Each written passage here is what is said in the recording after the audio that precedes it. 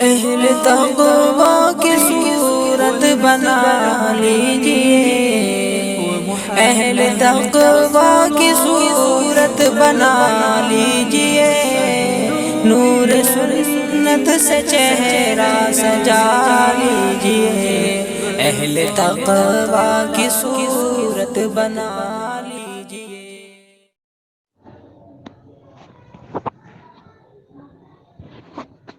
بیان چل رہا ہے معروفات، نیکیوں کا۔ حدیث میں فرمایا گیا لا تحقرن معروفا، معمولی نیکی کو بھی تھوڑا مت سمجھو، جس کی توفیق ہو جائے فوراً کر ڈالو، کیا پتہ اللہ تعالیٰ کو وہی عمل پسند آ جائے۔ حدیث شریف میں اس پر متنبہ کیا گیا۔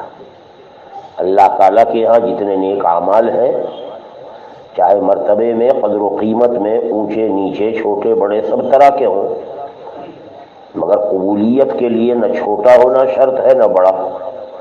اللہ جس نیک عمل کو قبول کر لے۔ فاحشہ عورت کنویں میں سے پانی پی رہی تھی، شدت پیاس میں پانی پی کر فارغ ہوئی تو دیکھا کہ کتا اپنی زبان باہر نکالے ہوئے کھڑا ہے پیاس کی۔ خیال آیا جیسے مجھے پیاس لگ رہی ہے اور میں پریشان تھی، اس کو بھی پیاس لگ رہی تھی، فوراً پانی پلانے کا انتظام کیا۔ حضرت فرماتے ہیں اللہ تعالیٰ نے اسی عمل پر اس فاحشہ عورت کی، بدکار عورت کی مغفرت فرمائی۔ پانی پلانا کوئی بہت بڑا عمل نہیں، لیکن اللہ کے ہاں جب کوئی عمل قبول ہو گیا بس وہی سب سے بڑا عمل ہے۔ اس لیے فرمایا گیا لا تحقرن معروفا، کسی بھی نیک کام کو حقیر مت سمجھو۔ ہمارے نبی پاک صلی اللہ علیہ وسلم کی تعلیم والا ہر عمل آخرت میں بے شمار اجر و ثواب کا ذریعہ ہے، اگر ہم اس میں اتباع سنت کی نیت کریں۔ اسی ذیل میں بیان چل رہا تھا یتیموں کے ساتھ حسن سلوک، یتیموں کی خیر خبر رکھنا۔ مشہور ہے کہ وہ گھر بہت مبارک ہے جس میں کوئی یتیم پلتا ہو۔ اسی طرح فرمایا گیا کسی گھر کے برباد ہونے کے لیے یہ کافی ہے کہ وہاں کوئی یتیم ہو اور اس کا حق ادا نہ کرے، نعوذ باللہ۔ یتیم کی حق شناسی، یتیم کے حقوق کو پہچان کر ان کا ادا کرنا اللہ کے ہاں بہت بڑا ہے۔ قرآن میں فرمایا گیا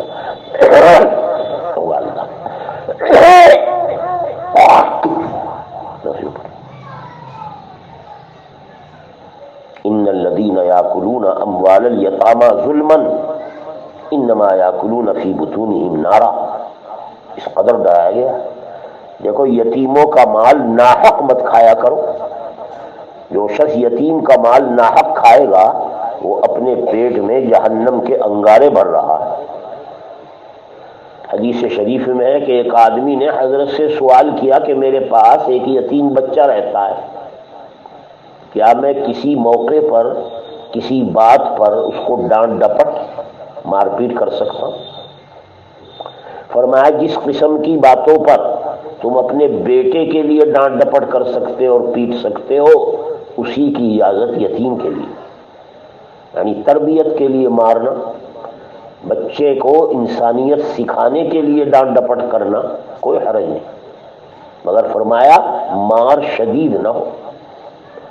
بعض مرتبہ عموماً اپنی اولاد کی تربیت میں بھی آدمی مار پیٹ کرتا ہے اور شدت بھی ہو سکتی، حضرت نے فرمایا شدید مار پیٹ کی اجازت نہیں۔ تربیت میں بے شک کبھی کبھی ضرورت پیش آتی ہے ڈانٹ ڈپٹ کی، تھپڑ مار دینے کی۔ چنانچہ حضرت فضیل ابن عیاض فرمایا کرتے تھے کہ بعض دفعہ تھپڑ مارنا بچے کو حلوہ کھلانے سے زیادہ مفید ہے۔ ہم آپ کسی چیز کے کھلانے میں جس کو کھلا رہے نفع سمجھتے ہیں، مگر بچوں کی تربیت میں اگر حلوہ کھلانے کے بجائے تھپڑ کھلایا جائے، علماء نے لکھا اس کی بھی بڑی قیمت ہے، کیونکہ بغیر مارے تربیت ممکن نہیں۔ حضرت عمر سے روایت ہے، حضرت نے فرمایا کہ جب کوئی یتیم کو مارتا پیٹتا ہے تو یاد رکھو اس کے رونے سے اللہ تعالیٰ کا عرش ہلنے لگتا ہے، اتنی ناگواری۔ فرماتے ہیں اللہ تعالیٰ میرے فرشتوں، دیکھو اس یتیم بچے کو کون رلا رہا ہے، جس کے باپ کو میں نے تہ زمین قبر کے اندر ہزاروں من مٹی میں چھپا دیا ہے، اب اس بچے کے ساتھ کون کیا معاملہ کر رہا ہے۔ حالانکہ اللہ تعالیٰ کو سب معلوم ہے، جانتے ہوئے سوال کر رہے ہیں۔ فرشتے عرض کرتے ہیں یا اللہ ہمیں کچھ علم نہیں کہ کون مار رہا ہے۔ فرماتے ہیں میں تمہیں گواہ بناتا ہوں، میری رضا کے لیے جو یتیم بچے کو خوش کرے گا میں قیامت کے دن اس کو خوش کر کے رہوں گا۔ اللہ اپنی طرف سے اللہ اس کو خوش فرمائے۔ اس معنی کر کسی گھر میں یتیم بچے کا ہونے سے بڑھ کر کوئی نعمت نہیں ہے، بشرطے کہ لوگ اس کا خیال اور اس کے ساتھ حسن سلوک کریں۔ حضرت عمر کا یہ معمول تھا، اور حضرت کی طرف منسوب کرتے تھے نبی پاک صلی اللہ علیہ وسلم پر کہ حضرت کا معمول تھا یتیموں کے سر پر شفقت سے ہاتھ پھیرنا، انہیں پیار کرنا۔ حضرت عمر فرماتے میں نے حضرت کو ایسا کرتے دیکھا۔ اللہ کے ہاں اس عمل کی کیا قیمت ہے۔ عبد الرحمن ابن عبدہ فرماتے ہیں کہ اللہ تعالیٰ نے حضرت داؤد علیہ السلام کو ایک مرتبہ وحی بھیجی، فرمایا دیکھو یتیم بچوں کے لیے ایسے ہو جانا جیسے کوئی مہربان باپ ہوتا، اور یہ جان لو جیسا کاشت کرو گے ویسا ہی کاٹو گے، جو بوگے وہی کٹے گا۔ نیک عورت کی مثال اپنے خاوند کے حق میں ایسی ہے جیسے کسی بادشاہ کے سر پر سونے کا تاج ہو، جسے دیکھ کر آنکھیں ٹھنڈی ہوتی، اور بری عورت کی مثال اس کے خاوند کے حق میں ایسی ہے کیسے بڑے بوڑھے بھاری بوجھ کو کسی بوڑھے سے اٹھوایا جائے، اس کے لیے جتنی اس میں تکلیف اس سے زیادہ تکلیف۔ اور عامتاً یتیموں کے معاملات میں عورتوں ہی کو دخل ہوتا ہے، مرد چاہتے ہیں حسن سلوک یتیم کا، مگر گھر میں اگر عورت نیک نہیں ہے تو اس کے ساتھ حسن سلوک مشکل ہو جاتا ہے۔ حضرت زید بن اسلم فرماتے ہیں ایک دن حضرت نے مجلس میں یتیموں کے بارے میں بہت ہدایات اور تعلیمات دی۔ فرمایا کہ میں اور یتیم بچے کی کوئی دیکھ بھال کرنے والا، اچھا سلوک کرنے والا جنت میں اس طرح ہوں گے جیسے دو انگلیاں، اور دو انگلیاں کر کے دکھائیں قریب قریب، دونوں انگلیوں کو ملاتے ہوئے فرمایا۔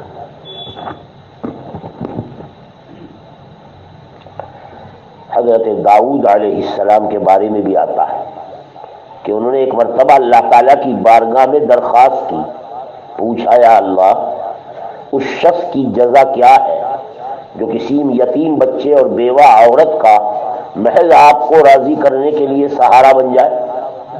فرمایا اس کا بدلہ یہ ہے کہ میں اسے اپنے سائے میں رکھوں گا اس دن جس دن کوئی میرے سائے کے علاوہ پناہ دینے والا نہیں ہے، اس دن میں پناہ دوں گا، وہ میرے عرش کے سائے میں ہوگا۔ حضرت عوف بن مالک اشجعی فرماتے ہیں کہ حضرت صلی اللہ علیہ وسلم نے ارشاد فرمایا جس کسی کے گھر میں 3 بیٹیاں ہوں اور وہ ان کی دیکھ بھال کرتا رہے، بیٹیوں کا پالنا پرورش کرنا جاہلیت کے زمانے سے بڑا ناگوار تھا، نہ بیٹیوں کی تربیت کرتے تھے، نہ ان کے پیدا ہونے سے خوش ہوتے تھے، نہ ان کی کوئی وقت اور اہتمام، گھر میں کوئی دیکھ بھال کرنے والا نہیں ہوتا۔ حضرت نے اس سلسلے میں یہ ہدایت دی جس کسی مسلمان کی 3 بیٹیاں ہوں اور وہ ان کی دیکھ بھال خوب کرتا ہو، یہاں تک کہ ان کا نکاح بھی کر دیا اور اتفاق سے وہ بیٹیاں فوت ہو جائیں تو یہ بیٹیاں قیامت کے دن دوزخ سے اس کے لیے آڑ بن جائیں گی۔ اور دوزخ میں جانے نہیں دیتی۔ عرض کیا گیا حضرت 3 بیٹیوں کی کیا خیر، اگر کسی کے یہاں 2 ہو؟ فرمایا ہاں 2 کا حکم بھی ہے۔ ماں اپنی بیٹیوں کی تربیت کرتے کرتے مشقت میں ایسی ہو جاتی ہے کہ چہرے کا رنگ بھی بدل جاتا ہے، محنت اور کمائی بھی بہت ہوتی ہے۔ اس لیے ایسی عورتوں کو جو مشقت اٹھا کر اپنی اولاد اور خاص طور سے بیٹیوں کو پال رہی ہو، حضرت نے فرمایا جنت میں ان 2 انگلیوں کی طرح ہوں گی جیسے میرے یہ 2 انگلیاں، ملا کر فرمایا۔ حضرت انس بن مالک کا ارشاد ہے کہ جو شخص بازار سے اپنے بچوں کے لیے کوئی چیز لاتا ہے ایسا ہے جیسے کوئی صدقے کے لیے کچھ اٹھا کر لا رہا۔ اپنے گھر میں اپنے بچوں کو کھلانا شریعت میں صدقہ پا گیا، یہ اولاد کا حق ہے، ان پر خرچ کرنا ادائیگی حق ہے۔ آدمی جیسے مال میں حقوق ادا کرتا ہے، زکوٰۃ صدقات واجبہ، مال میں اپنے بیوی بچوں کا نفقہ بھی تو واجب ہے، اس لیے انہیں کھلانے کا بھی اجر و ثواب ہے، بشرطے کہ نیت کرے میں اپنی اولاد پر اے اللہ اس لیے خرچ کر رہا ہوں کہ تو نے ان کا نام نفقہ میرے ذمہ رکھا۔ اور پھر لڑکیوں کے ساتھ خاص شفقت، کیونکہ جاہلیت میں زیادتی ہوتی تھی، بعض مرتبہ بچی پیدا ہوئی گڑا کھود کر دبا دیتے تھے زندہ، نعوذ باللہ۔ اس لیے حضرت نے بچیوں کو خوش کرنے کے لیے بڑی تعلیمات دی۔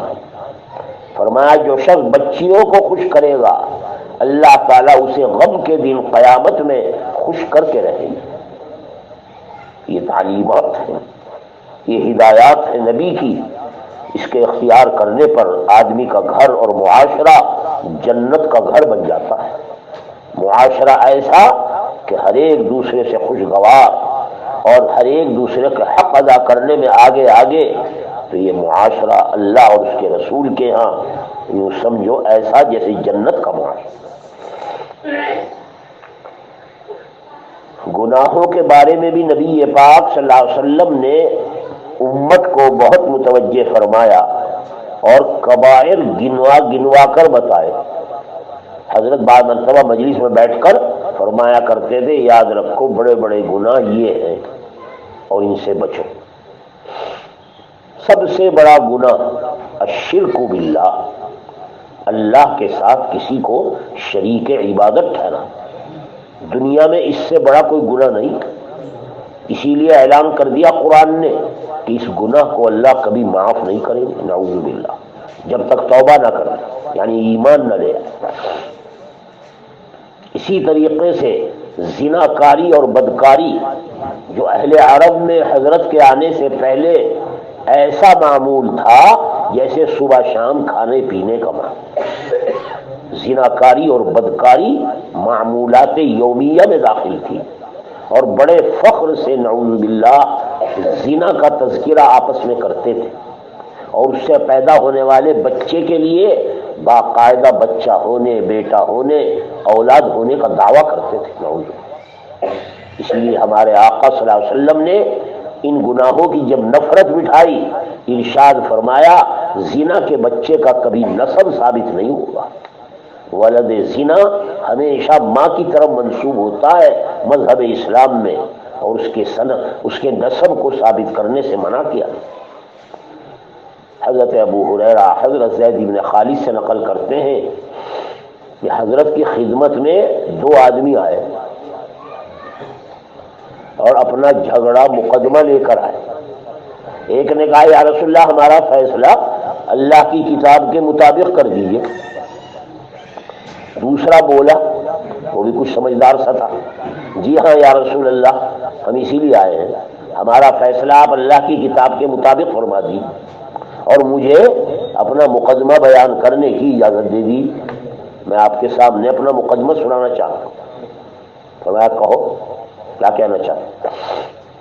کہنے لگا کہ میرا لڑکا اس شخص کے ہاں جو میرے ساتھ آیا ہے مزدوری کرتا تھا، اس نے اس شخص کی بیوی کے ساتھ زنا کر لیا، مجھے لوگوں نے بتایا کہ تیرے بیٹے کو رجم ہوگا۔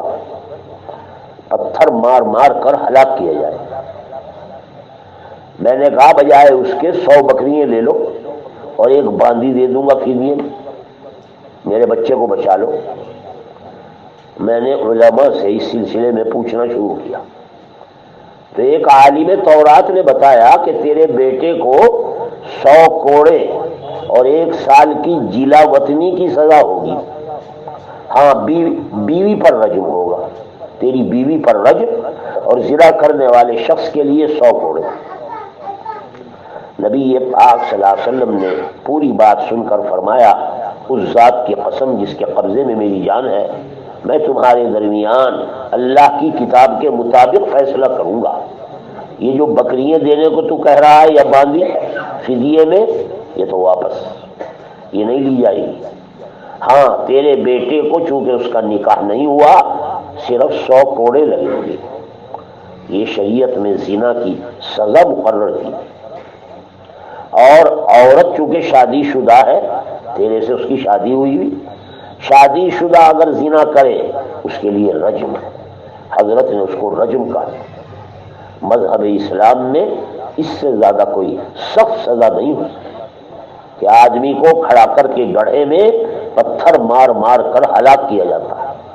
اللہ کے یہاں یہ سزا زنا کی بیان کی گئی، اور حضرت نے جب اس کا اعلان کیا پورے معاشرہ عرب سے زنا کی لعنت ختم ہو گئی۔ لوگوں نے اس سزا کا، اس جرم کی سزا کو اتنا محسوس کیا کہ یہ سزائیں جرائم کے بند ہونے کے لیے کافی ہو۔ اسی لیے اللہ تعالیٰ نے اپنے کلام پاک میں گناہ کرنے والے اور جرم کرنے والوں کی سزائیں بیان فرما کر حکم دیا ہے کہ سزائیں جاری کیا کرو تاکہ معاشرہ جرائم سے پاک ہو جائے۔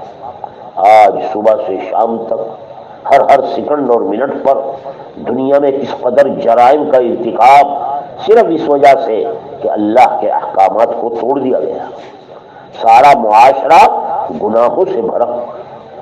شریعت میں ہر ایک کی تفصیل بیان ہے، شادی شدہ کا حکم الگ، غیر شادی شدہ کا علیحدہ، حدیث میں ہمارے آقا نے کھول کھول کر بیان کیا، اور یہ کہہ دیا سزا دینے میں کبھی نرمی مت برتنا۔ لا تأخذکم بہما رأفۃ فی دین اللہ، اللہ تعالیٰ کے معاملے میں جرائم پر سزا جاری کرنے میں کبھی رحم مت کھانا۔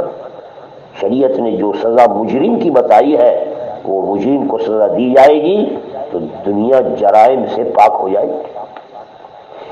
اللہ کی ان سزاؤں کے بارے میں شفقت اور مہربانی کا حکم نہیں، کیونکہ اس سے اللہ تعالیٰ کے احکامات اور حدود ختم ہو جاتے۔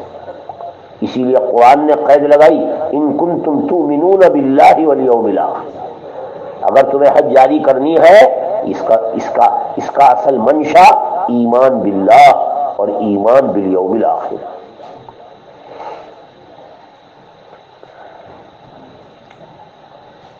قرآن کریم میں گناہوں سے بچنے کے لیے سزائیں بھی بیان فرمائی گئی، بچنے والے کے لیے گناہ سے اجر و ثواب بھی بیان کیا گیا، اور قرآن پاک نے تمام جرائم کے بارے میں واضح ہدایات اور تعلیمات دی۔ قرآن کہتا ہے وَلَا تَقْرَبُوا الزِّنَا إِنَّهُ كَانَ فَاحِشًا إِنَّهُ كَانَ فَاحِشًا، دیکھو زنا کے پاس بھی مت پھٹکنا، کیونکہ یہ بڑی بے حیائی کی بات ہے، اس سے بچو۔ شریعت میں یہ بڑے گناہوں میں کبائر میں داخل ہے، شرک کے بعد جو درجات ہیں گناہ کبیرہ کے، ان کے اندر زنا، چوری سب اسی میں داخل ہے۔ وَلَا تَقْرَبُوا الْفَوَاحِشَ مَا ظَهَرَ مِنْهَا وَمَا بَطَنَ، بے حیائی کے جتنے کام ہیں، جتنے طریقے ہیں، اے ایمان والو ان سے بچو، ان کے پاس بھی مت جاؤ۔ ما ظہر منها بڑے گناہ جیسے زنا، چوری، اور ما بطن چھوٹے گناہ۔ زنا کے جو مقدمات ہیں، زنا تک پہنچنے کے لیے شروع میں آدمی جو کچھ اعمال فاحشہ کرتا ہے زنا تک پہنچنے کے لیے، وہ ما بطن میں داخل۔ اسی لیے قرآن کریم میں جرائم سے بچانے کے لیے عجیب و غریب علاج تجویز کیے گئے۔ ہر وہ چیز جو سبب بن جائے جرم کا، اس سبب سے بھی روک دیا گیا۔ جو عمل دوسرے گناہ والے عمل کا ذریعہ ہو، خواہ وہ عمل حلال، اسے بھی روک دیا گیا۔ حرام کا جو ذریعہ ہے وہ حرام قرار دیا گیا۔ قرآن کریم میں ایک جگہ ارشاد فرمایا گیا، ایمان والوں کو ہدایات دیجیے تاکہ جرائم سے وہ بچیں۔ قل للمؤمنین یغضوا من ابصارہم ویحفظوا فروجہم ذلک ازکی لہم ان اللہ خبیر بما یصنعون۔ اور وقل للمؤمنات، مومنین کے لیے بھی قل للمؤمنین اور قل للمؤمنات یغضضن من ابصارہن ویحفظن فروجہم۔ اے محمد صلی اللہ علیہ وسلم، آپ مسلمان مردوں اور عورتوں کو اچھی طرح تعلیم دیں، ہدایت، اپنی نگاہیں نیچی رکھا کریں۔ نگاہ نیچی رکھنا زنا سے بچنے کا ذریعہ، اور جہاں نگاہ لڑی، نکاح کے لڑنے کے بعد آدمی آگے قدم بڑھانا شروع کر۔ اسی لیے ہمارے آقا نے فرمایا، اے لوگوں، آنکھیں بھی زنا کرتی ہیں، اور آنکھوں کا زنا ہے نہ محرم کو دیکھنا۔ اس کو بھی زنا کا چونکہ یہ مقدمہ ہے، اس سے بچنے کی ہدایت، اپنے معاشرے کو اس سے پاک کرنے کا حکم دیا گیا۔ اسی لیے عورت کو حکم دیا گیا ہے کہ وہ پردے میں رہے۔ پردے میں رہنے والے ان جرائم سے بچ سکتے ہیں۔ چنانچہ فرمایا وَقُلْ لِلْمُؤْمِنَاتِ، مسلمان عورتوں سے بھی کہہ دے اپنی نگاہیں نیچی رکھیں۔ اللہ تعالیٰ نے مردوں کو عورتوں کو نگاہیں نیچی رکھنے کا اور شرم والے اعمال سے بچنے کا، محفوظ رکھنے کا باقاعدہ طریقہ بتایا۔ چنانچہ علماء امت کا اجماع ہے کہ زنا تمام مذاہب میں حرام تھا، اور ہر کتاب میں اس کی مذمت، تورات، انجیل، زبور اور ہمارا قرآن تو بھرا ہوا پڑا ہے، جس میں ان اعمال کو حرام قرار دیا، بہت بڑا گناہ قرار دیا۔ اور ظاہر ہے کسی مومن کی عزت اور آبرو لوٹنے سے بڑھ کر کوئی گناہ ہو سکتا ہے؟ زنا میں آدمی کا نسب ختم ہو جاتا ہے، کیا نسب کو خراب کرنے سے بڑا کوئی گناہ ہوگا؟ اس لیے حدیث میں، آیات قرآنیہ میں جرائم کا اہتمام، بچنے کا فرمایا، اور سخت سے سخت سزائیں مقرر کی گئی۔ اسی لیے جو حضرات فطری طور پر پاک طبیعت ہو اور اللہ نے ان کی طبیعتوں میں سلامتی رکھی ہو، ان کے بارے میں آتا ہے اسلام لانے سے پہلے جاہلیت میں بھی کبھی ان سے زنا صادر نہیں ہوا۔ حضرت جعفر ابن ابی طالب سے روایت ہے، انہوں نے فرمایا میں نے جاہلیت میں بھی کبھی زنا نہیں کیا، حضرت علی کے بڑے بھائی، کیونکہ مجھے یہ گوارا نہیں ہے کہ کوئی شخص میری عزت کو پامال کرے، تو میں کیوں دوسرے کی عزت کو پامال کروں؟ حضرات صحابہ آپس میں ایک دوسرے کو نصیحتیں جرائم سے بچنے کی کرتے تھے، اور سارا ماحول جرائم سے بچنا اور جرائم سے محفوظ ہوتا۔ حضرات صحابہ میں بات سے نقل کیا گیا، اے لوگوں، زنا سے بہت بچو، اس میں بڑی بڑی مصیبتیں ہیں، دنیا کی بھی اور آخرت کی۔ نعوذ باللہ، دنیا کی مصیبتوں میں یہ داخل ہے کہ زنا کار کا رزق ختم کر دیا جاتا، رزق میں کمی، بے برکتی، محرومی اس گناہ، اول تو جتنے گناہ ہیں ہر گناہ آدمی کو رزق سے محروم کرتا ہے۔ اسی لیے توبہ اور استغفار روزگار میں برکت کا ذریعہ، اور نیز زناکار آدمی کو دیگر نیک اعمال کی بھی توفیق نہیں ہوتی، نعوذ باللہ، توفیق سے محروم ہو جاتا ہے۔ اور اتنا ہی نہیں، دنیا میں جو لوگ ہیں وہ بھی اس سے نفرت کرتے ہیں، اس کے اس عمل سے اللہ ہی ناراض نہیں، لوگوں کے دلوں میں بھی نفرت پیدا ہو جاتی ہے۔ یہ تو دنیا میں، یہ تو گناہ کرنے والے کو دنیا میں مصیبتیں نہ ملتی، رزق کی کمی، محرومی، نیک اعمال کی توفیق سے محرومی، اور لوگوں کی نگاہوں میں بغض اور نفرت اس گناہ کی وجہ سے۔ اور آخرت میں بھی اللہ تعالیٰ نے ان کبائر میں بڑی سزائیں مقرر کی۔ فرمایا گیا زناکار پر اللہ کا غضب نازل ہو، جہنم میں عذاب سخت کر دیا جاتا ہے، اور جہنم کے اندر زناکاروں کو ایسے درجے میں رکھا جائے گا، یہاں جہنم کی آگ سب سے بڑی ہوئی ہے۔ علماء نے لکھا ایسا درجہ کہ دوزخ کی عام آگ سے اس کا درجہ 70 درجہ بڑھا ہوا ہے، نعوذ باللہ۔ ہمارے آقا صلی اللہ علیہ وسلم ہمیشہ جرائم اور گناہوں کی سزا بیان کرتے ہوئے صحابہ کے سامنے دوزخ کے مناظر بیان کرتے، کیونکہ دوزخ کے مناظر سن کر ہی آدمی کو کچھ گناہوں سے بچنے کا خیال آ سکتا۔ ہمارے آقا کریم صلی اللہ علیہ وسلم صحابہ کا ایمان بالیوم الآخر، جس میں ایمان بالجنت والنار داخل ہے، سب سے پختہ بناتے تھے، اور جب وہ پختہ ہو جاتا جہنم ایسا معلوم ہوتا کہ سامنے ہے، خود بخود گناہوں سے بچنے کا ذوق پیدا ہوتا۔ حضرت صلی اللہ علیہ وسلم مجلس میں بیٹھے ہوئے، حضرت جبریل تشریف لے آئے، فرمایا کہ اے جبریل ذرا ہمیں دوزخ کا حال سناؤ۔ فرمایا انہوں نے اے محمد صلی اللہ علیہ وسلم، دوزخ انتہائی سیاہ اور تاریک جگہ کا نام ہے، یاد رکھو دوزخ کی آگ ایسی ہے اگر سوئی کے سوراخ کے برابر آگ کہیں باہر نکل آئے تو ساری زمین جل کر راکھ ہو جائے گی، ہر چیز جل جائے گی۔ اللہ، جہنم کی چیزوں میں سے کوئی چیز، مثلا کپڑوں میں سے کوئی کپڑا بالفرض اگر دنیا میں زمین آسمان کے درمیان لٹکا دیا جائے، اس کی بدبو سے زمین پر بسنے والے تمام انسان فوراً مر جائیں گے، نعوذ باللہ۔ وہاں ایک درخت ہے جس کا نام ہے شجرۃ الزقوم، ان شجرۃ الزقوم طعام الاثیم، نعوذ باللہ، گناہ گاروں کے لیے بتایا گیا۔ اس درخت میں سے باقاعدہ عرق نکلتا ہے، جیسے بعض درختوں میں سے پانی نکلتا رہتا۔ اگر ایک قطرہ زقوم درخت کا زمین پر ڈال دیا جائے تو زمین والوں کے جتنے اسباب زندگی ہیں سب ختم ہو جائے۔ اللہ، اور اللہ نے سزا دینے کے لیے جہنم میں فرشتے مقرر کیے، ان کا کام ہی سزا دینا۔ قرآن پاک میں ان کا تذکرہ آیا، وہ فرشتے ایسے ہیں ہیبت ناک کہ ان کو دیکھنا بھی مستقل عذاب ہے۔ فرمایا گیا اگر ایک فرشتہ بھی جہنم والا زمین پر نمودار ہو جائے، تمام زمین والے اس کی ہیبت سے فوراً مر جائیں گے، نعوذ باللہ۔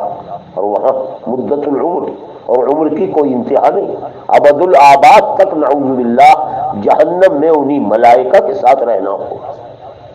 اور بھی اسی طرح حضرت جبریل علیہ السلام نے ہولناکی اور جہنم کے ہولناک مناظر حضرت کے سامنے بیان کیا، انہی کو حضرت نقل کرتے تھے صحابہ کے ساتھ، اور صحابہ کا یقین ہو جاتا تھا، ایسا معلوم ہوتا ہے جیسے جہنم سامنے۔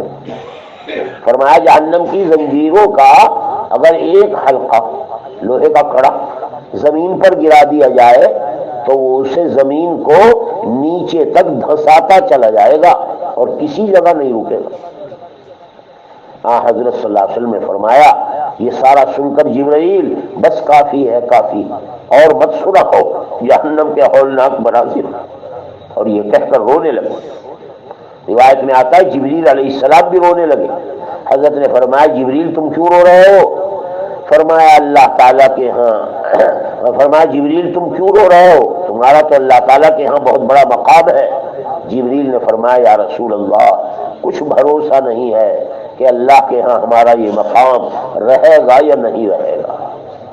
یہ حال تھا خوف کا، حالانکہ جبریل امین مقربین بارگاہ خدا بندی میں سے ملائکہ مقربین میں داخل ہے، لیکن گناہ کا خوف اور ڈر ملائکہ میں جاری ہے، اس لیے رونے لگے۔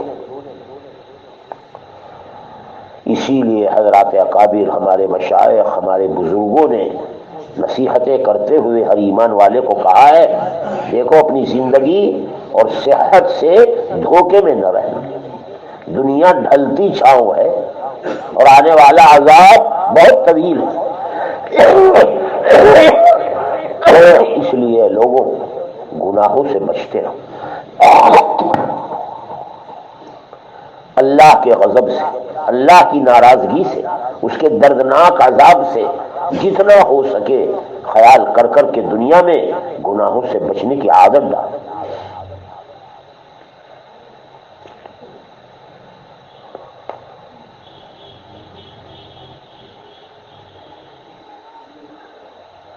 اللہ تعالیٰ کے یہاں گناہوں کے لیے علاج توبہ بتائی گئی ہے، لہذا خوب توبہ کیا کرو۔ اے لوگوں، اللہ تعالیٰ اپنے بندوں کی توبہ قبول فرماتے ہیں، اور توبہ اور ندامت کا وقت دنیا کی پوری زندگی میں ہے۔ مرنے کے بعد اب توبہ کام نہیں دے، وہاں ندامت کام نہیں آئے گی۔ اس لیے آدمی کو مکلف بنایا گیا ایمان لانے اور اعمال ایمان میں مشغول ہونے کے ساتھ کہ اپنے آپ کو قابو میں رکھے، کنٹرول میں، گناہوں سے بچے، اپنی شرمگاہ کی حفاظت کرے۔ ہمارے آقا نے اس سلسلے میں بے شمار تعلیمات بیان فرمائیں، جو قرآن میں بھی احادیث میں بھی۔ قرآن میں فرمایا گیا والذین هم لفروجهم حافظون الا علی ازواجهم او ما ملکت ایمانهم فانهم غیر ملومین۔ اسی طرح متعدد آیات میں گناہوں سے محافظت اور بچنے والوں کے لیے اللہ نے وعدہ کیا آخرت کی نعمتوں کا۔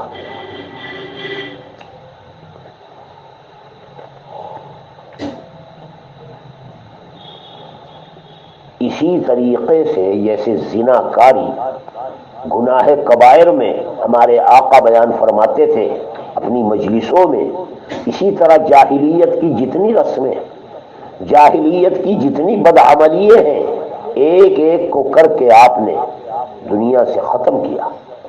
سود خوری، سود کھانے والوں کے لیے حضرت کی وعیدیں احادیث میں اسی طرح جیسے زنا کاری۔ جاہلیت میں زنا کاری، سود خوری، شراب نوشی اور اسی طرح جتنے جرائم اور جتنے کبائر ہیں رات دن معمولات کے طور پر ہوتے ہیں۔ فقی ابو اللہ سمرقندی اپنی سند سے نقل کرتے ہیں، حضرت ابو ہریرہ نے فرمایا نبی پاک صلی اللہ علیہ وسلم نے ارشاد فرمایا ہے کہ اللہ نے مجھے ان گناہوں کی سزا دنیا میں دکھائی ہے ملائکہ کے ساتھ، تاکہ میں تم تک گناہوں کی سزاؤں کو بیان کروں اور ان گناہوں سے نفرت دلاؤں۔ لیلۃ المعراج میں جب اللہ تعالیٰ نے مجھے عجائبات سماوات اور عجائبات ارض کا مشاہدہ کرایا، عجیب عجیب چیزیں، معراج کا جو سفر ہوا تو میں نے اس میں گناہوں کی سزاؤں کو دیکھا۔ حضرت کو روک روک کر، ٹھہرا ٹھہرا کر وہ نقشے دکھائے گئے ہیں کہ جس آدمی نے دنیا میں گناہ کیا اس کی سزا یہ ہوگی، اس کی سزا یہ ہوگی۔ چنانچہ حضرت نے فرمایا لیلۃ المعراج میں مجھے کچھ لوگ نظر آئے، میں نے دیکھا کہ ان کے پیٹ اتنے بڑے بڑے ہیں جیسے گھر کا کمرہ ہو، گھر کا کمرہ، اور اس پیٹ میں سانپ چل رہے ہیں، سانپ پھر رہے ہیں، مجھے باہر سے ہی دکھائی دیے۔ میں نے پوچھا دہشت کو دیکھ کر اس حرکت کی جبریل سے یہ کون لوگ ہیں؟ فرمایا یہ آپ کی امت کے سود کھانے والے لوگ ہیں، نعوذ باللہ۔ اللہ تعالیٰ نے کسی گناہ پر اتنی سخت سزا بیان نہیں کی جتنی سود کے کھانے لینے دینے پر۔ یوں فرمایا کہ ایسے شخص کو خبر دے دو کہ اس کی جنگ اللہ سے ہو رہی، سود کھانے والا کے لیے اللہ سے اعلان جنگ، اعلان جنگ اللہ سے ہو کر کوئی دنیا یا آخرت میں زندہ رہ سکتا؟ یہ باقاعدہ سود کھانے پر انتہائی سزا قرآن نے بیان کی۔ عطا خراسانی کہتے ہیں کہ عبداللہ ابن سلام مشہور یہودی عالم حضرت پر ایمان لانے والے یہودیوں میں سے فرماتے ہیں دیکھو سود کے 72 درجے، 72 درجے ہیں سود کے، اور سب سے چھوٹا درجہ، سب سے چھوٹا سودی عمل یہ ہے جیسے کوئی مسلمان اپنی ماں سے زنا کرتا، نعوذ باللہ، اتنا بدترین یہ سب سے ادنا درجہ، تو اوپر کے درجات کا کیا حال ہوگا؟ اور یاد رکھو سود کا ایک درہم سزا کے اعتبار سے 30 سے زائد زنا کی بدتر ہے، زنا سے بدتر ہے۔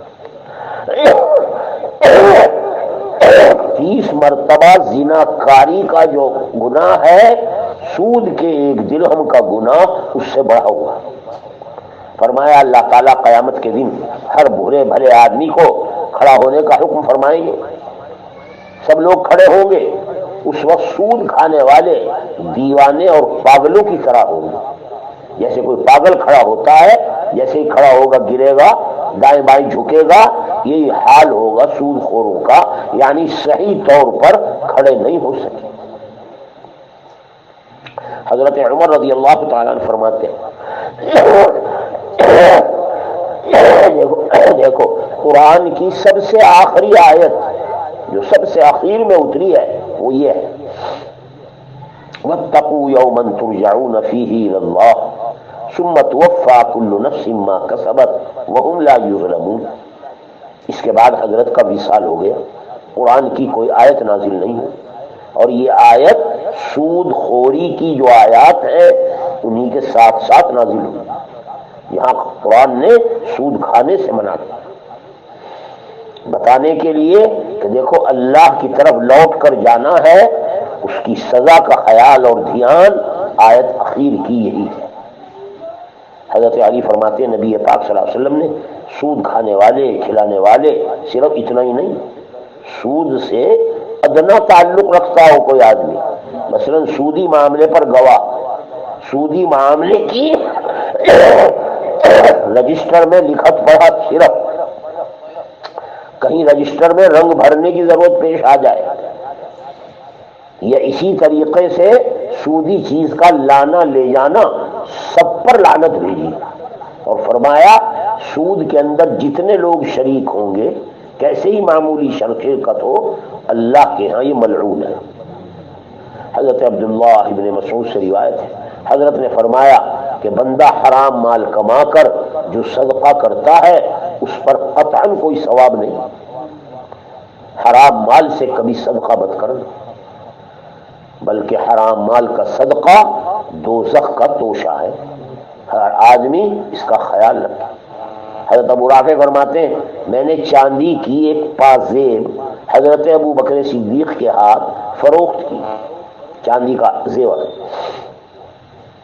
آپ نے ترازو میں ایک جانب تو پازیب رکھی اور دوسری جانب درہم رکھ کر اسے تولا، تو پازیب ذرا بھاری تھی، درہم کا وزن کم، اس کا ذرا زیادہ۔ آپ نے قینچی پکڑ لی، میں نے عرض کیا ہے خلیفہ میں زائد مقدار جو کچھ ہے چھوڑتا ہوں، اگر تھوڑا سا یہ بڑھا ہوا ہے؟ فرمایا ہرگز نہیں، میں نے نبی پاک صلی اللہ علیہ وسلم سے سنا ہے ذرا سا زائد لینے والا بھی سیدھا دوزخ میں جائے گا۔ حضرت نے اتنی احتیاط برتی، ہر چیز میں حضرت نے کمی اور زیادتی لین دین میں جو سود میں داخل ہے، ذرہ برابر زائد لینے اور دینے والے کو دوزخ کی دھمکی دی۔ اللہ تعالی ہمیں اور صاحب حضرات کو گناہوں سے بچنے کی سعادت اور توفیق عطا فرمائے، نیک اعمال کا شوق عطا فرمائے۔